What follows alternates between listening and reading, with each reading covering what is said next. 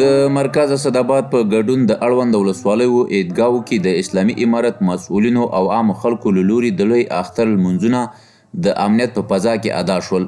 د دې ولایت په ټولو عیدګاهو کې مسؤلینو د اسلامي امارت د مشرتابه اعلی قدر امیر المؤمنین ملا هیبت الله اخونزاده حفظه الله لخوا اختریز پیغامونه وړاندې کړه او له ولسونو یې وغوښتل چې د موجوده نظام په ساتنه کې خپل اسلامي دیان ادا کړي. محترمو افغانانو ورونو، زموږ او ستاسو مشترک مسؤلیت دی چې د خپل شرعي نظام ساتنه او پالنه به کوو، ځکه دا د ډیرو شهیدانو د مقدسو وینو او د مجاهدینو او مخلصو مسلمانانو په خورا ډیرو ستړیاو او قربانیو سره راغلی. راځئ چې د ساتنې لپاره هم ټول په اتفاق او اخلاص سره لا ډیره ستړیا وګالو او قربانۍ ورکړو. د اسلامي امارت د مشرتابه اعلی قدر امیر المؤمنین حفظه الله په پیغام کې هیواد ته له راستنېدونکو افغانانو او نورو بېوزلو سره مسؤلینو او بډایه خلکو ته د همکارۍ سپارښتنه هم شوې وه.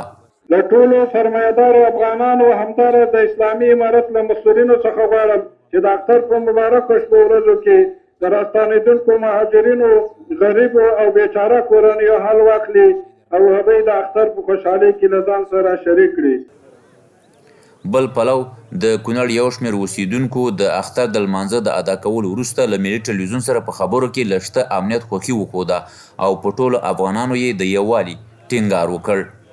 دې نظام بدیل نه لرو چې بیا به انفراد شي او بیا به دیموکراسي او به خلق پرستي او بل شي.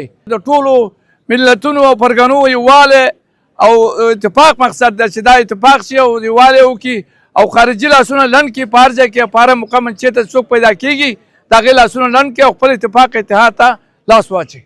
موږ اوس په همدغه عیدګاه کې د لوی اختر لمونځ په خیر او خوشحالۍ سره ادا کړلو.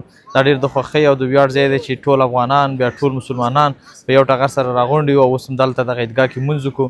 که چېرته تېرو حالاتو ته نظر وکړو او اوسنو حالاتو ته نو پرتله موږ ته داسې کېږي چې الحمدلله اوس امن او امنیت دی په ټول هېواد باندې د امن فضا او ټغر خور دی. ټول مسلمانان او افغانان سره بالخصوص متحد او متفق دي. الحمدلله امنیت دی د هرنګانه. دلته کونړ ډېر ښکلې منطقې لري، غریزې ساحې لري، ښایسته ښایسته ځایونه لري او بس په چکر به وځو د خیره سره. هغه کوم سیلبین چې راځي هغو ته هم ښه سفر غواړو او ښه اختر ورته غواړو او هرکله دې راشي.